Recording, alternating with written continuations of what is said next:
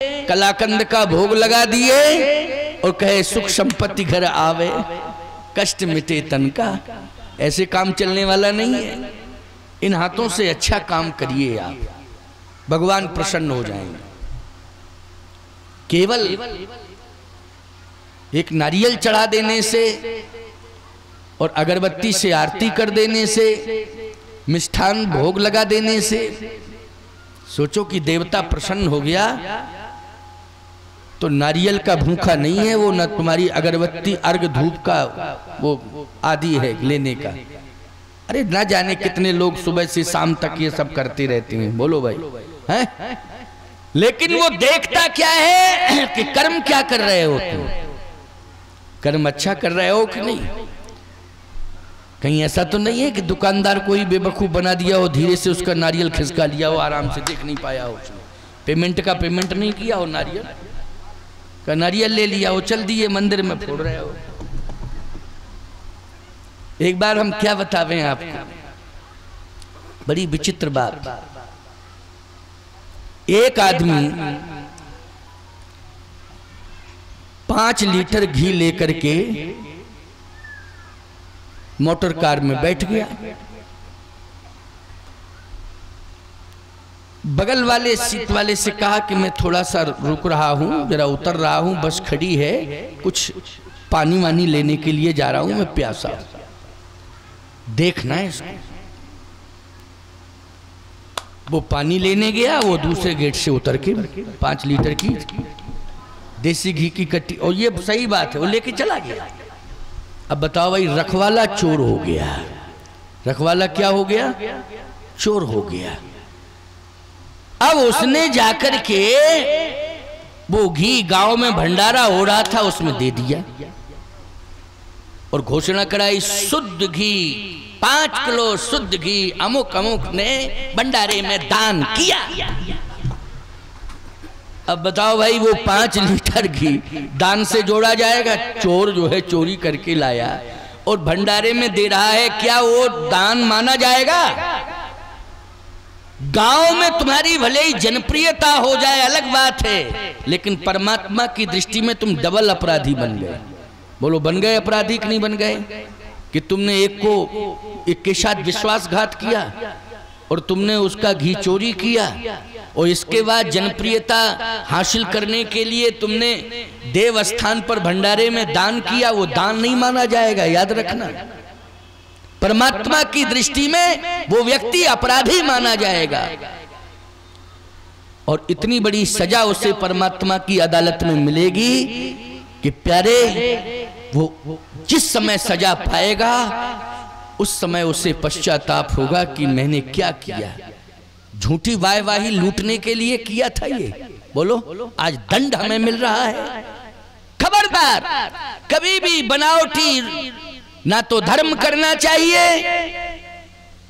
ना बनावटीपन में कभी रहना चाहिए और ना ही कभी किसी को धोखा देकर के धनी मानी बनना चाहिए।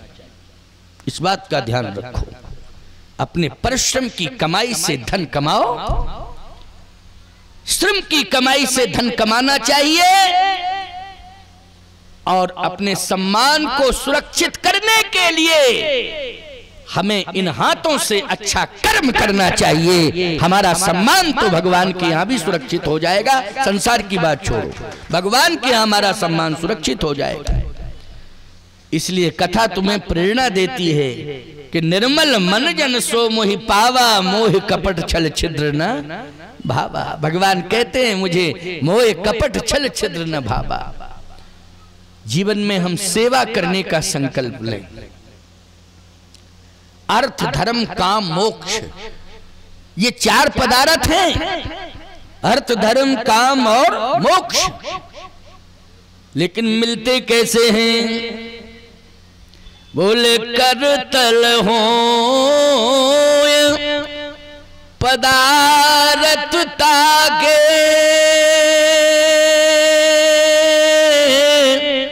ओ प्रिय पितु मातु प्राण समझा के, जो इन हाथों से माता पिता की सेवा करते हैं, बुजुर्गों की सेवा करते हैं, समाज की सेवा करते हैं, इन हाथों से अच्छा काम करते हैं, अर्थ धर्म काम मोक्ष ये चारों पदार्थ उसके हाथ में आ जाते हैं।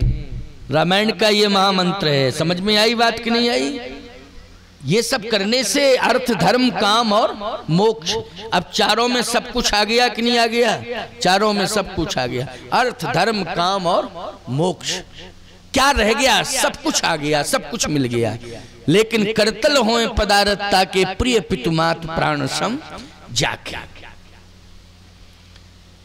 इन हाथों से अच्छा काम करो, सेवा करो, सत्कर्म करो।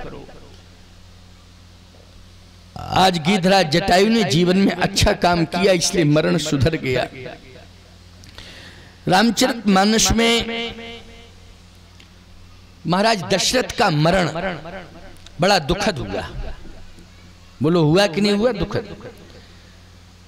दशरथ जी ने तपस्या की है साहब, हजारों हजारों वर्षों तक उन्होंने तपस्या की है,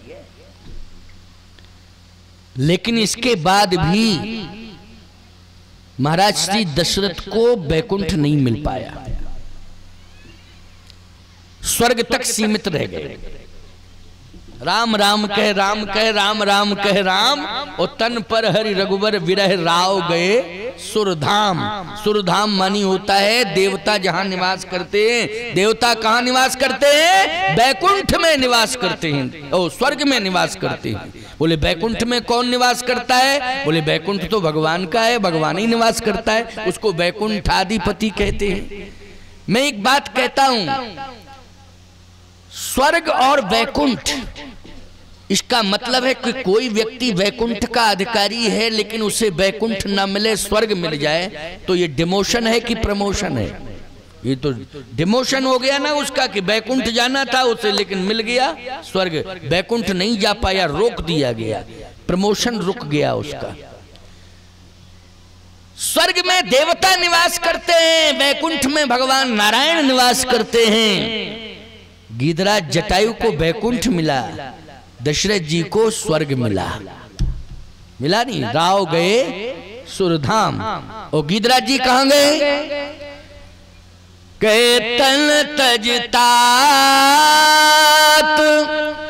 जाहु मम धाम,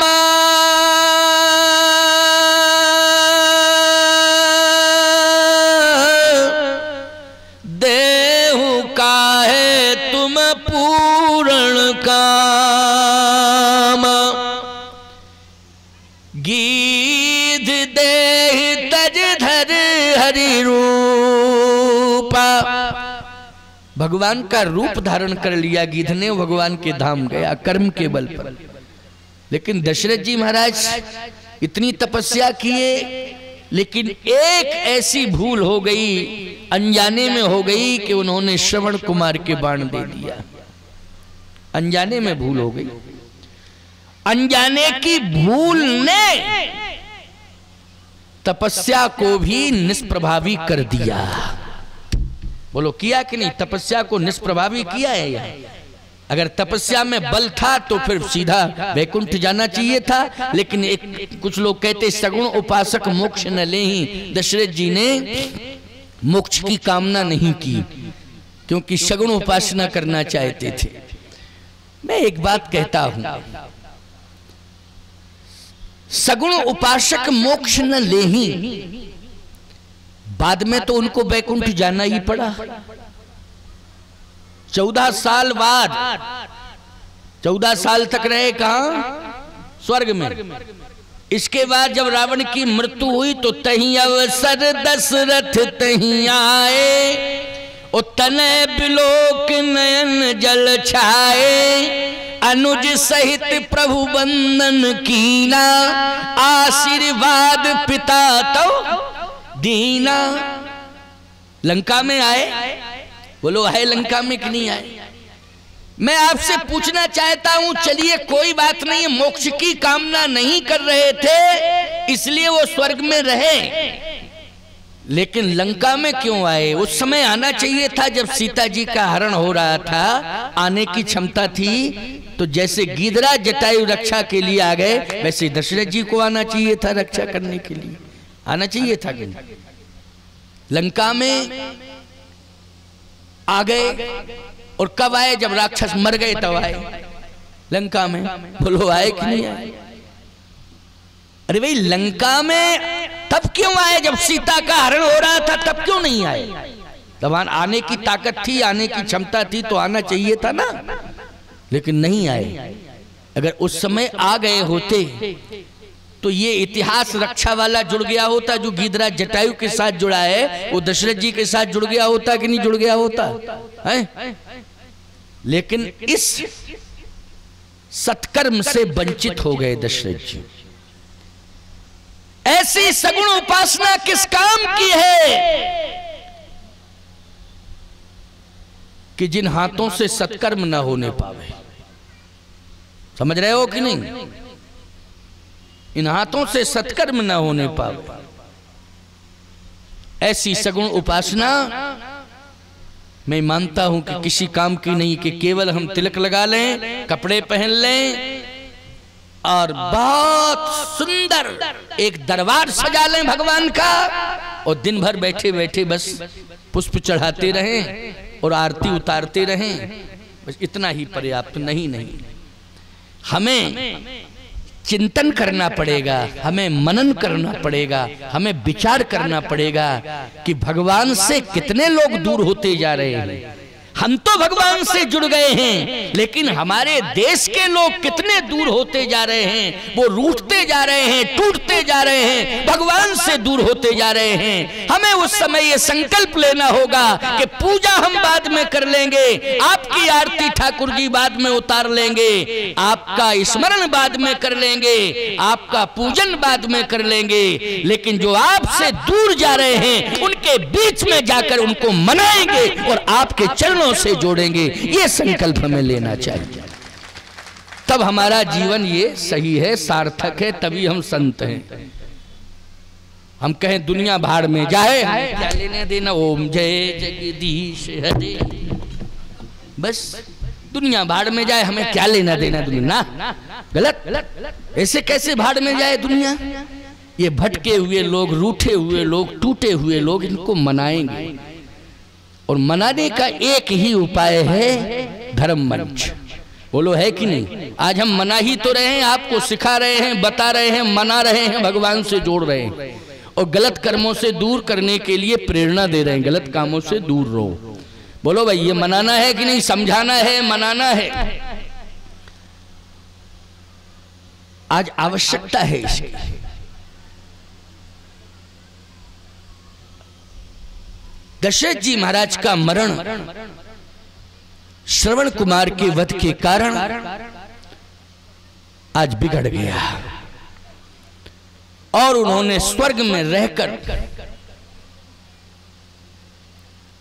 वो समय बिताया 14 साल तक। इसके बाद उनको मोक्ष मिला। मोक्ष तो मिला है, ऐसा नहीं कि मोक्ष ही नहीं मिला है। जब भगवान राम ने अपनी पूरी लीला कर ली है तो दशरथ जी कहां रह जाते हैं, अधूरे क्यों भाई? लेकिन मैं आपसे पूछना चाहता हूं, जो सम्मान भगवान राम ने गिदरा जटायु को दिया और इस बात को कहा, बार बार कहा कि अब मैं आपको पिता बनाना चाहता हूं। क्यों बनाना चाहते हैं आप पिता? भगवान राम ने कहा कि मैं आपके चरणों की सेवा करना चाहता हूं पुत्र बन के। गजब की बात साहब, बोलो। एक पक्षी सड़ा मांस खाने वाला है, लेकिन भगवान क्या कह रहे हैं? राम कह रहे हैं जिसको तुम ईश्वर मानते हो, है, जिसके प्रति तुम्हारा तरसते हो कि दर्शन मिल जाए, दर्शन, वो कह रहा है। तुलसी साहित्य प्रमाण है इसका, मैं अपनी तरफ से थोड़ी कह रहा, तुलसी साहित्य प्रमाण है। क्या? मोरे जान तात कछुक दिन जीजे, गीतावली, तुलसी साहित्य गीतावली में लिखा है। भगवान राम प्रार्थना कर रहे हैं, मोरे जान तात कछुक दिन जीजे। क्यों? राम जी ने कहा मैं भी अपने हाथों से अपना कर्म और सजा लूं, संभाल लूं। कर्म कैसे सजेगा संभरेगा? लीजिए आप सुवन सेवा सुख, मोहि पितु को सुख दीजिए। आपने ऐसा कर्म किया है कि ये राम चाहता है कि राम अपने हाथों से आपके चरणों की सेवा कर ले। बोलो भाई, राम चाह रहा है कि आपके चरणों की सेवा कर ले राम अपने हाथों से। ये तुलसी साहित्य में लिखा हुआ है, किसी और कवि ने नहीं लिखा है। सपने उस सांचे मोह पर जो हरि गौर पसाओ, भगवान शंकर प्रमाणित करके कह रहे हैं। तुलसी के 12 ग्रंथों पर भगवान शंकर ने हस्ताक्षर किए हैं और ये कहा है कि इसको केवल साहित्य मत मानना, ये महामंत्र है। क्या है? ये महामंत्र है, इसको केवल साहित्य मत मानना। बात समझ में आ रही है कि नहीं? मोरे जान तात कछुक दिन जीजे, लीजिए आप सुवन सेवा सुख। सुवन मानी क्या होता है? पुत्र होता है ना। लीजिए आप संबोधन कर रहे हैं गिरिराज जटायु के लिए। आप सुवन में पुत्र बन करके, सुवन सेवा सुख, मोहि पितु को सुख दीजिए। आप पिता बन जाएं और मैं पुत्र बनकर के आपकी सेवा कर लूं, इससे मुझे हार्दिक प्रसन्नता हो। क्या बात है? बोलो भाई, सेवा धर्म सबसे बड़ा धर्म है कि नहीं? परमात्मा राम भी इच्छा कर रहे हैं मैं कर्म वीरों की सेवा करूं। जो कर्म करने वाले हैं उनकी सेवा याद रखना। आज रो रहे हैं लोग कि बच्चे हमारी सेवा नहीं कर रहे हैं, बच्चे हमारी सेवा नहीं कर रहे हैं, लोग रो रहे हैं। गिरिराज जी के कितने बच्चे थे जरा बता दो? लेकिन कर्म के बल पर परमात्मा स्वयं सेवा करने के लिए आ गया। बोलो, आ गया कि नहीं आ गया? इन हाड़ मांस के पुतलों पर कितना भरोसा कर रहे हो? ये संपत्ति के लालची लोग ये क्या सेवा करेंगे प्यारे हैं? सोचो, तुम्हारा कर्म तुम्हारी सेवा कराएगा, तुम्हारी संतान तुम्हारी सेवा नहीं करेगी। तुम्हारा कर्म जो है सेवा करने के लिए विवश करेगा लोगों को। लोग सेवा करेंगे तुम्हारी, एक नहीं सैकड़ों लोगों की लाइन लग जाएगी। बोलो, लग जाएगी कि नहीं लग जाएगी? सैकड़ों लोगों की लाइन लग जाएगी सेवा करने वालों की। ये मत सोचना कभी कि हमारी संतान ही हमारी सेवा करेगी। कर्म अच्छा करोगे तो सेवा करने वालों की लाइन लग जाएगी। उसी लाइन में तुम समझ नहीं पाओगे, स्वयं कर्म की रचना करने वाला परमात्मा भी खड़ा होगा उस सेवा की लाइन में। प्यारे, ये कर्म में ताकत है। किसमें ताकत है? कर्म में। यही तो गिरिराज जटायु के प्रसंग में समझने को मिल रहा है, सीखने को मिल रहा है। बोलो, मिल रहा है कि नहीं मिल रहा है? ये प्रसंग जो है साधारण नहीं है, इसको बहुत हल्के में नहीं लेना चाहिए। इसका पानी बंद कर दो, खाली फैन चले, पानी बंद करो। बल्कि इसको थोड़ा बंद कर दो तो कोई दिक्कत नहीं, हवा तो है, ठंडा वातावरण है, आवश्यकता नहीं। आवाज भी कर रहा है और डिस्टर्ब भी कर रहा है। हवा तो दे रहा है लेकिन डिस्टर्ब ज्यादा कर रहा है। ऐसा सुख किस काम का कि सेवा करने वाला डिस्टर्ब करे? क्यों भाई? सेवा भी करे और दिमाग खराब भी करे, कोई मतलब नहीं। क्यों भाई? दिमाग सेवा भी करे और दिमाग खराब भी करे? ना ना ना, सेवा करो बड़ी प्रसन्नता से करो, है ना। तुम भोजन बनाओ, अच्छी बात है, लेकिन भोजन बनाते समय बको, हमारी मरे जाते हैं, इतने खाने वाले आ गए, क्या फायदा है ऐसे भोजन बनाने से? कोई मतलब नहीं। प्रसन्नता में प्रसाद तैयार करो, स्वयं प्रसन्न हो, पाने वाले को प्रसन्नता मिले प्रसाद पाने से। बोलो भाई, तब तो ठीक है, ऐसी सेवा होनी चाहिए। हम प्रवचन करें और आए वहां साए बके तो क्या फायदा ऐसे प्रवचन करने से? क्यों भाई? कोई मतलब नहीं। हम स्वयं प्रसन्न हों, सुनने वाले प्रसन्न हों, वातावरण प्रसन्नता का बन जाए, इस तरह से माहौल बनाने की जरूरत है। इसलिए चिंता मत करो, हमें ऐसी हवा नहीं चाहिए कि भाई भाई भाई भाई में दिमाग खराब कर रहा है। हम तो ठीक हैं, बिना ही हवा के ठीक हैं। आओ। और फिर सही बात तो ये है कि तुम किसान हो, पसीना बहाते हो, जो भी तुमने प्राप्त किया है किससे प्राप्त किया है? पसीने से किया है प्राप्त कि नहीं? और हम पसीना न निकालें, हवा खाके ही पालें, तो क्या मतलब निकलेगा? बोलो भाई, हमको भी पसीना निकालना पड़ेगा, है ना? तुम्हारी स्थिति के साथ हम भी जुड़े। अच्छा एक बात बताओ, हमारे सामने कूलर लगा, तुम्हारे सामने क्या लगा? तुम्हारे सामने सामान्य स्थिति है कि नहीं है? तो जब सामान्य स्थिति है तो थोड़ा उसका अनुभव हम भी कर लें, कोई दिक्कत की बात नहीं। आओ आनंद। और इसी बहाने पसीना निकल जाता है, दिन भर तो पड़े ही रहते हैं। क्यों भाई? इसी बहाने से निकल जाए तो अच्छी बात है। आओ आनंद लो। आनंद देने के लिए आया हूं तुम सबको, तुम्हारे जीवन को संभालने के लिए आया हूं, तुम्हारे जीवन को सुखद बनाने के लिए आया हूं, तुम्हारी समस्या का समाधान करने के लिए आया हूं, तुम्हारे हर दुख दर्द में सम्मिलित होकर अपनी साधना के बल पर तुम्हारे दुख दर्द को दूर करने के लिए तुम्हारे बीच में आया हूं। इसलिए तुम सब अपनी प्रसन्नता का अनुभव करो। आओ। परमात्मा कहता है सेवा कर लूं। वाह, भगवान कह रहा है सेवा कर लूं। किसकी सेवा कर लूं? गीध अधम खग अधम, अधम पक्षी की सेवा कि मैं सेवा करना चाहता हूं। सड़ा मांस खाता है, गुफाओं में रहता है, उसको लोग देख लेते हैं तो गंगा स्नान करते हैं। ऐसी जाति में हुआ ना अधम, गीध। लेकिन प्यारे, आज परमात्मा गंगा के तट को छोड़ करके आया है, प्रयाग को छोड़ करके आया है, त्रिवेणी संगम प्रयाग को छोड़ के आया है, सरजू के तट को छोड़ के आया है, त्रिवेणी संगम प्रयाग को छोड़ के आया है, चित्रकूट मंदाकिनी को छोड़ के आया है। बोलो आया है कि नहीं? गोदावरी कावेरी को छोड़ करके वो परमात्मा आया है। और कहाँ आया है? जहां अधम पक्षी रहता था वहां आया है। किसके बल पर आया है? कर्म के बल पर आया है। दशरथ जी बुलाते रहे कि राम मेरी अंतिम क्रिया करके चले जाना बन, लेकिन राम जी नहीं आए। और गीधराज जटायु आहा पड़े हैं और कर क्या रहे हैं? गोस्वामी जी कहते हैं बस यही कह रहे हैं, गीतावली में लिखा है, अमृत न में रघुबीर बिलो के तापस भेष बनाए।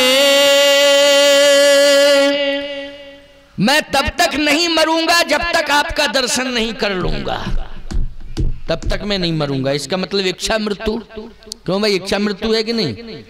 ये रामायण में नहीं लिखा है, गीतावली में लिखा है। वो भी रामायण का ही भाग है गीतावली, तुलसीकृत साहित्य में। समझ गए हो कि नहीं? मरतुल में रघुवीर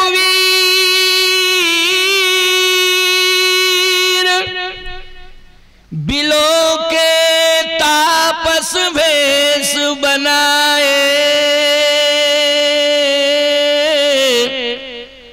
चाहत चलन प्राण पावर बिना सिय सुध प्रवहि सुनाए। जब तक सीता जी की सुधि प्रभु राम आपको नहीं सुना दूंगा और आपका दर्शन नहीं करूंगा, तब तक मैं मरूंगा नहीं। मौत को ललकार दिया, दूर हो जा, हट जा। मौत कांपने लगी, मौत कांपने लगी साहब, ललकारा गीधराज ने। अब बताओ, जो कर्मवीर होता है वो मौत से डरता है क्या? मौत से नहीं डरता है, वो मौत को ललकारता है।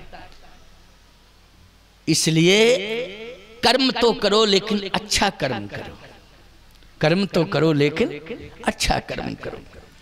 अच्छा कर्म करोगे तो मौत भी डरेगी। लोग मौत से डरते हैं लेकिन मौत से लोग डरते हैं कि नहीं डरते हैं, लेकिन मौत उससे डरेगी जो अच्छा कर्म करते हैं। आज तुमने अपने हाथों से यज्ञशाला का निर्माण किया, आज तुमने इस परिसर को माताओं बहन बेटियों गोबर से लीपा होगा, संवारा होगा। क्यों भाई? नहीं होगा तो झाड़ू तो लगाई ही होगी। किसके बैठने के लिए झाड़ू लगाई है? भगवान के भक्तों के बैठने के लिए। यज्ञ वेदी पर सुंदर लिपाई गोबर से की है, किसके बैठने के लिए की है? देवताओं के बैठने के लिए। बोलो किसको बिठाला है? देवताओं को बिठाला है। ये कितना अच्छा काम हुआ हाथ से है? आज जिसके घर में 4 मेहमान यज्ञ के दर्शन करने के लिए, कथा सुनने के लिए आए, तुमने प्रेम से भोजन प्रसाद बना करके खिलाया, तो बोलो अच्छा काम हो गया कि नहीं हो गया? कितना अच्छा कर्म हुआ इन हाथों से है? आज तुम्हारे गांव में सैकड़ों लोग दूसरे गांव के आ रहे हैं, तुमने हाथ जोड़ करके कहा भैया आओ बैठो कथा सुनो।